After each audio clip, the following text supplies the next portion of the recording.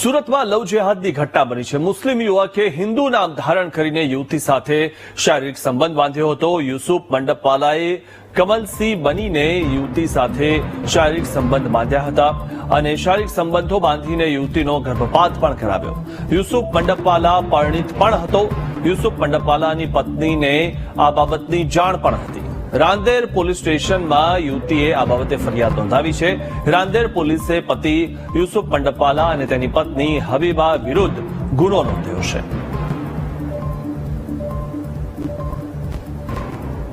વધુ માહિતી મેળવી અમારા સંવાદદાતા શૈલેષ ત્રિવેદી પાસેથી।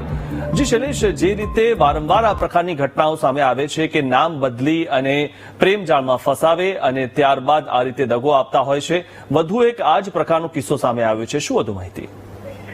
સુરતના રાંદેર વિસ્તારની આ ઘટના હોવાનું સામે આવ્યું છે। રાંદેર પોલીસે લવ જેહાદ મામલે એક ફરિયાદ એફઆઈઆર પણ નોંધી છે। યુસુફ મંડપવાલા નામનો એક શખ્સ છે જે કમલજીતસિંહ બનીને એક યુવતી સાથે તેણે પ્રેમ સંબંધ બાંધ્યા હતા। લાંબા સમય સુધી પ્રેમ સંબંધ બાંધ્યા અને શારીરિક શોષણ પણ તેનું કર્યું હતું અને તેની સાથે સાથે જયારે યુવતીએ લગ્ન સહિતની માંગો માટે દબાણ કર્યું ત્યારે જે યુસુફ મંડપવાલા છે તેનું પોત પ્રકાશ્યું હતું અને ત્યારબાદ તેણે ઇનકાર કરતા સમગ્ર મામલે હાલ તો રાંદેર પોલીસમાં ફરિયાદ નોંધાવવામાં આવી છે। પરંતુ આપણે જેમ કહ્યું તેમ અવારનવાર આવા કિસ્સાઓ બનતા જ રહે છે ને એવા લવ જેહાદના કિસ્સામાં નામ બદલીને લવ જેહાદ કરનાર કિસ્સામાં એક વધુ કિસ્સાનો ઉમેરો થયો છે।